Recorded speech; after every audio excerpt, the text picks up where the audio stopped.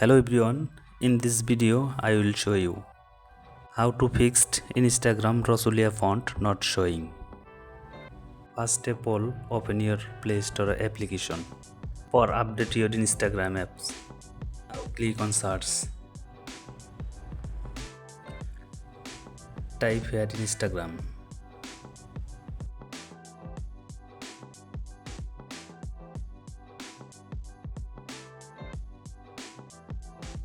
Update your Instagram.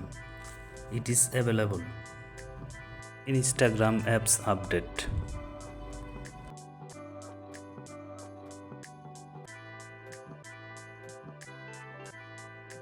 Back to your home screen. Now open your Instagram apps.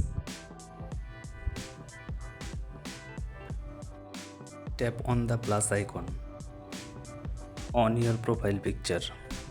Select here in image.